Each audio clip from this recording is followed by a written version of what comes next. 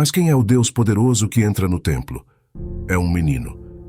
É o menino Jesus, entre os braços da sua mãe, a Virgem Maria. Papa Bento XVI. Retirado de texto escrito por São Francisco de Sales. Fragmentos do Sermão para o Dia da Purificação de Nossa Senhora de 1981. Várias pessoas se enganam enormemente, julgando precisar de muitos métodos para rezar bem. Percebe-se que costumam se afligir por tal motivo e procuram com afinco certa arte que reputam necessária para atingir esse objetivo. Em consequência, ficam constantemente esmiuçando sua própria oração para analisar se ela é feita de forma correta. Alguns chegam a pensar que é preciso tomar cuidado para não se mexer, a fim de que o espírito não se afaste, como se Deus fosse delicado a ponto de preocupar-se com os métodos e capacidades dos que fazem a oração. Não estamos afirmando que não existam regras e métodos consagrados para rezar bem, mas não devemos nos ater de forma tão estrita a eles, nem nos apegarmos tanto que ponhamos nisto toda a nossa confiança, como se julgássemos ser suficiente por estas considerações à frente dos próprios afetos para tudo correr da forma adequada. Devemos, pelo contrário, saber que uma só coisa é necessária para bem fazer a oração. É ter Nosso Senhor nos braços, como São Simeão no momento que Nosso Senhor Jesus Cristo foi apresentado no templo, ou seja, nos afetos de nosso coração. Assim, nossa oração será sempre bem feita, independentemente de como a façamos. Sem esta condição, ela jamais poderá ser recebida por Deus. Ninguém vem ao Pai senão por mim, disse Nosso Senhor em João capítulo 14, versículo 6. A oração, afirmam os padres e doutores, é a elevação de nosso espírito a Deus.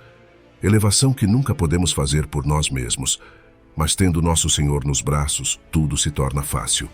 E para provar isto, peço-vos, meus queridos fiéis, considerai este santo homem Simeão e vede como ele fez bem sua oração, tendo Jesus nos braços. Agora, Senhor, deixai o vosso servo ir em paz, segundo a vossa palavra, porque os meus olhos viram a vossa salvação. Lucas capítulo 2, versículos de 29 a 30.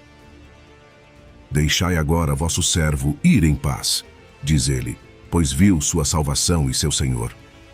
Evidentemente, seria um extremo abuso querer excluir Nosso Senhor Jesus Cristo de nossa oração e pensar que ela pode ser bem feita sem a sua assistência, pois é indubitável que só podemos ser agradáveis ao Pai Eterno quando Ele nos olha através de seu Filho, nosso Salvador. E não só os homens, mas também os anjos, porque a bem da verdade, se Cristo não é seu Redentor, é seu Salvador. Por ele os anjos foram justificados e confirmados em graça, porque Cristo a mereceu para eles, conforme está dito no Apocalipse capítulo 12. Quando olhamos através de um vidro vermelho ou violeta, tudo quanto vemos aparece a nossos olhos daquela mesma cor. Assim também o Pai Eterno, olhando-nos através da beleza e da bondade de seu Filho Sacrosanto, nos achará belos e bons, conforme o que ele espera de nós. Sem este artifício, todavia, apareceremos a seus olhos como a própria feiura e a deformidade. A oração, como afirmam os padres da Igreja, não é senão a elevação de nosso espírito a Deus. E embora, elevando-nos a Deus, encontremos os anjos e os santos em nosso percurso, não elevamos a eles nosso espírito para neles nos determos, nem os temos como objetivo de nossas preces, como dizem perfidamente os hereges. Apenas lhes rogamos que unam suas preces às nossas, para fazer uma santa mistura, de sorte que nesta mescla sagrada, as nossas sejam melhor recebidas pelo Eterno Pai, para o qual elas serão sempre agradáveis, se tivermos conosco seu amado pequeno filho primogênito, como fizeram os filhos de Jacó, quando foram ter com seu irmão José no Egito. Isto porque, se não o levarmos conosco, teremos a mesma punição com que José ameaça seus irmãos. Não veriam mais a sua face, nem receberiam nada dele, se não lhe trouxessem seu irmão caçula.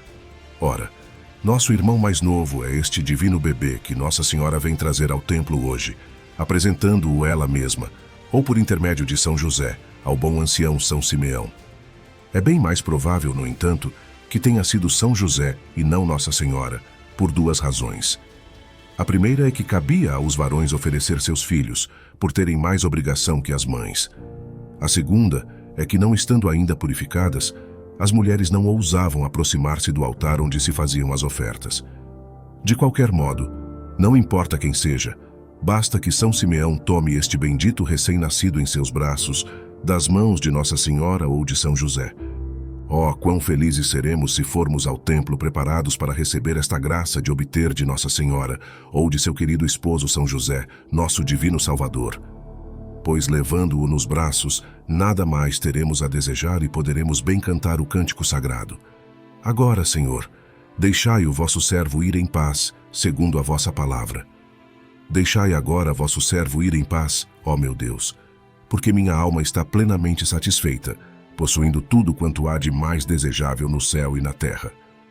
Consideremos um pouco as condições que nos são necessárias para obter esta graça de receber e levar nos braços nosso Senhor, como São Simeão e Ana, a boa viúva que teve a felicidade de se encontrar no templo no momento em que o menino ali foi apresentado. A primeira condição é ter nosso Senhor nos braços. Em primeiro lugar, chamo atenção para o que diz o evangelista, que São Simeão era homem justo e timorato, Lucas capítulo 2, versículo 25. Em muitos lugares da Sagrada Escritura, a palavra timorato nos dá a entender o respeito para com Deus e as coisas atinentes a seu serviço.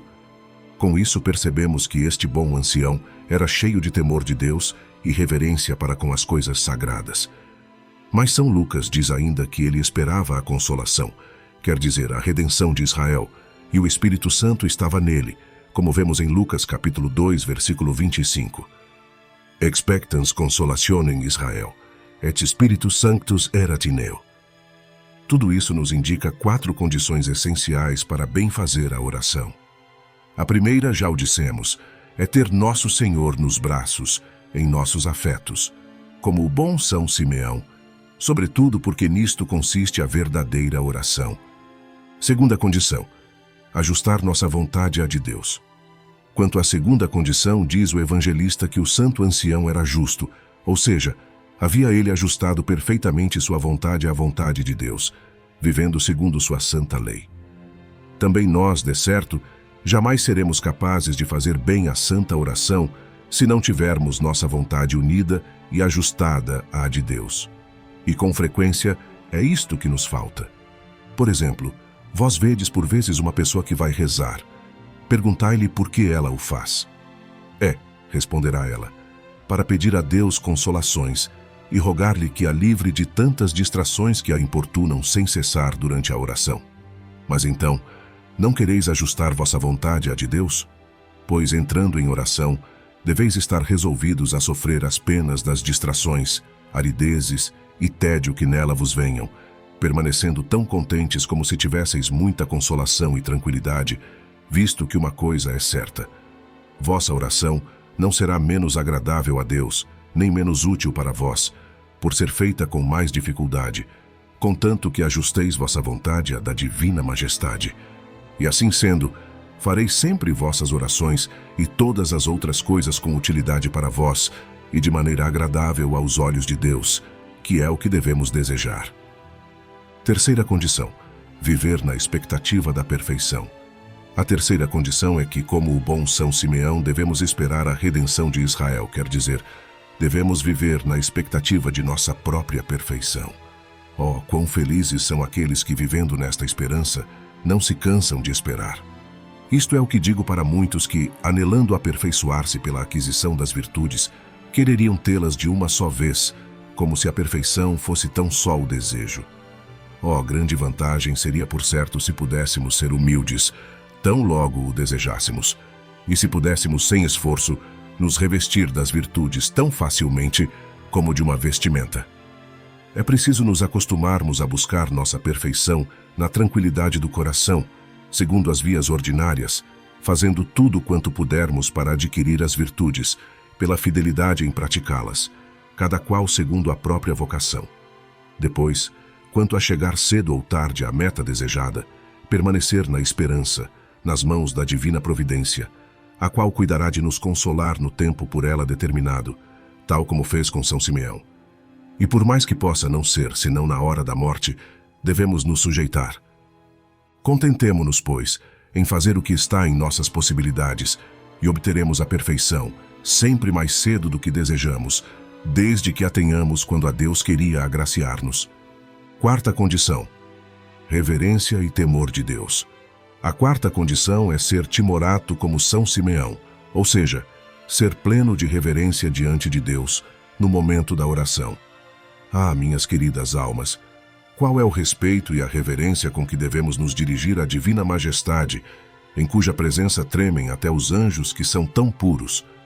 Dir-vos-ei, porém, que não podemos ter em nossas orações um sentimento tal de sua presença que provoque uma grande humilhação em todas as potências de nossa alma, nem uma reverência tão sensível que faça com que ela se tenha por diminuída e rebaixada diante de Deus, no conhecimento de sua infinita grandeza e de nossa extrema pequenez e indignidade. Oh, de certo, para o temor de Deus não é necessário ter este sentimento, basta ter esta reverência na vontade e parte superior de nossa alma. Quanto faz bem ver a veneração com que São Simeão tinha Nosso Senhor em seus braços, pois ele conhecia a soberana dignidade daquele a quem carregava. O Espírito Santo não habita num coração fingido e dissimulado. Ressalto, ademais, que está dito que o Espírito Santo estava em São Simeão e nele fazia a sua morada. Et Spiritus Sanctus erat in eo. Por isso mereceu ele ver Nosso Senhor e levá-lo em seus braços. Da mesma forma, precisamos dar lugar ao Espírito Santo em nós, se queremos que Nossa Senhora ou São José nos entregue para tomar e segurar em nossos braços o divino Salvador de nossas almas, de quem procede e em quem consiste toda a nossa felicidade, já que apenas por seu intermédio e favor podemos ter acesso a seu Pai Celeste. Mas que precisamos fazer para dar em nós lugar ao Espírito Santo? Eu derramarei meu Espírito sobre todo ser vivo, diz Deus ao profeta Joel, e fundam Spiritum meum super omnem carnem. Joel capítulo 3, versículo 1. O Espírito Santo foi derramado sobre toda a terra, diz o sábio, no primeiro capítulo do livro da Sabedoria, capítulo 1, versículo 7. Spiritus Domini, replevit orbem terrarum. No mesmo lugar, todavia, está dito que ele não habita num coração fingido e dissimulado. Spiritus enim sanctus, disciplinae effugiet fictum. Grande fato, que o Espírito Santo não ponha nenhuma reserva em fazer em nós sua morada, que não encontre em nossos corações aquele fingimento, artificialismo e dissimulação. Tais defeitos impedem que o Divino Consolador resida em nossas almas e as cumule com suas graças e favores celestiais. Precisamos ser simples, sem artifícios nem dissimulação, se queremos que ele venha a nós e depois dele nosso Senhor Jesus Cristo. E como o Espírito Santo procede dele, enquanto Deus, desde toda a eternidade, parece querer lhe retribuir com a inversão. Nosso Senhor procedendo do Espírito Santo enquanto homem. Que poderemos ainda dizer senão que, tendo o Espírito Santo em nós nesta vida passageira e mortal, tendo grande respeito e reverência diante da divina majestade, esperando com submissão a chegada de nossa perfeição e ajustando do melhor modo possível nossa vontade à de Deus, nós teremos, sem nenhuma dúvida, a felicidade de portar Nosso Senhor nos braços, como o bom São Simeão. E por meio desta graça, faremos muito bem nossa oração. Não obstante, como condição prévia, é preciso imitar com fidelidade Nosso Senhor e Nossa Senhora na prática de uma perfeita obediência, fundada numa profunda, verdadeira e sincera humildade, como o temos dito. E depois disso, nada mais teremos a fazer além de cantar com São Simeão. Nunc dimitis servum tuum, Domine. Deixai agora, Senhor, vosso servo ir em paz, para o gozo da vida eterna, na qual vossa bondade nos levará eternamente em vossos braços, em troca de vos termos levado nos nossos durante o curso desta vida mortal. Que assim seja.